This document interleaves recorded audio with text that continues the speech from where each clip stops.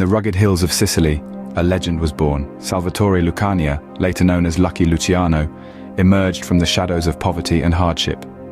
His beginnings were humble, rooted in the small town of La Cara Fridi, where he was born on a November day in 1897. The streets of Sicily were tough, a crucible that shaped young Sal into a survivor, a shrewd observer of human nature, a figure who understood the value of cunning and ruthlessness in a world of scarcity and struggle. Sal's family, like many others, yearned for a life beyond the limitations of their homeland. In pursuit of the American dream, they embarked on the arduous journey across the Atlantic, arriving in the bustling metropolis of New York City. A city of contrasts, where immense wealth coexisted with abject poverty, where opportunity and danger walked hand in hand. The young Sicilian immigrant found himself in an unfamiliar world. The gritty neighborhoods of New York were a far cry from the rugged hills of his homeland. Yet Sal proved adaptable. He found his place not in the factories or shops of the city, but in the shadowy corners of its underworld. Running errands for local mobsters, he began to understand the intricate workings of organized crime. His street smarts, combined with a ruthless determination, caught the attention of the city's most notorious gangsters. The city that never sleeps was a place where fortunes could be made and lost in the blink of an eye. Sal, now immersed in the city's criminal underbelly, was learning the ropes, making connections, and building a reputation. He was no longer just a Sicilian immigrant. He was a player in the game of power and control. A game that was as dangerous as it was lucrative. As he navigated the labyrinth of New York City's underworld, a nickname would soon emerge, one that echoed his cunning and fortune: Lucky Luciano. The 1920s brought prohibition, an era that would prove instrumental in Luciano's ascension in the criminal world. As the United States government outlawed the production, sale, and transport of alcoholic beverages, an unexpected opportunity presented itself. The demand for alcohol didn't dwindle. Instead, it went underground, and savvy criminals like Luciano seized this chance to turn a hefty profit. Luciano leveraged the Prohibition era to expand his criminal operations significantly. He set up lucrative bootlegging operations, smuggling alcohol from Canada and Europe into the United States. Luciano was not averse to using ruthless methods to ensure the success of his operations. He was known for his brutal enforcement of territorial rights, ensuring no one dared cross him. But it wasn't just his ruthlessness that set him apart. Luciano was a strategist. He understood the value of alliances, and he forged relationships with other powerful gangsters, such as Meyer Lansky and Benjamin Bugsy Siegel. Together, they formed a formidable force, controlling vast territories of the illegal alcohol trade. It was during this time that Salvatore Lucania became known as Lucky Luciano, a nickname that would stick with him for the rest of his life. The moniker wasn't just a nod to his good fortune in evading the law and surviving numerous attempts on his life. It also reflected his uncanny ability to turn seemingly adverse situations to his advantage. Luciano's rise to power wasn't simply a result of luck, though. It was a testament to his cunning, ambition, and ruthless determination.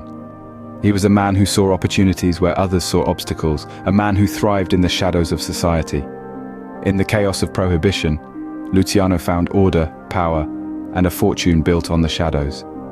His story, however, was far from over. The coming years would see him ascend to even greater heights, forever altering the landscape of organized crime in America.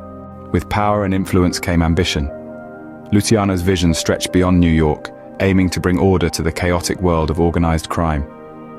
Lucky Luciano, with his unerring knack for strategy, recognized the need for a governing body that would put an end to the brutal gang wars and bring stability to the underworld. Thus, the Commission was born. The Commission was a groundbreaking innovation. A Mafia board of directors, if you will, designed to resolve disputes, oversee operations, and prevent unnecessary violence. With this unified body, the Mafia transformed from a ragtag collection of gangs into an organized crime syndicate, a well-oiled machine that operated nationwide.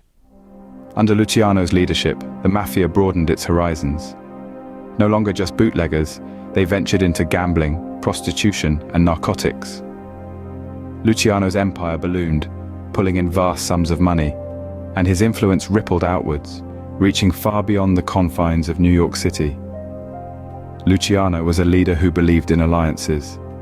He forged connections with crime syndicates in other major cities, strengthening his power base and cementing his status as one of the most powerful mob bosses in America. His reign marked a golden era for the Mafia, a time when their influence was felt across the nation. Under Luciano's reign, the Mafia was no longer a disorganized collection of gangs, but a formidable, well-structured empire. Lucky Luciano had transformed the face of organized crime, leaving an indelible mark on the underworld. Every empire has its fall. For Luciano, it began with a conviction on compulsory prostitution charges.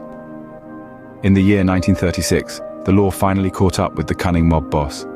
Despite his reputation for evading the long arm of justice, Luciano found himself ensnared in a court case that would see him convicted and sentenced to a daunting 30 to 50 years behind bars. Yet even from within the confines of his prison cell, Luciano's influence remained unbroken. He continued to orchestrate the operations of his vast criminal empire, settling disputes and striking deals with the same ruthless determination that had marked his rise to power. His incarceration was merely a minor setback, a stumbling block in the path of his relentless ambition. In the year 1946, a glimmer of hope emerged for Luciano when he struck an unlikely deal with the US government. In exchange for his assistance during the tumultuous times of World War II and his cooperation in the fight against the Mafia, he was granted parole. However, this newfound freedom came with a price: deportation back to his homeland, Italy. In exile, far from his empire, Lucky Luciano's reign ended. But his influence and the legacy he left behind in the world of organized crime was far from over. His story, marked by ambition, cunning, and ruthless determination, continues to captivate and intrigue to this day.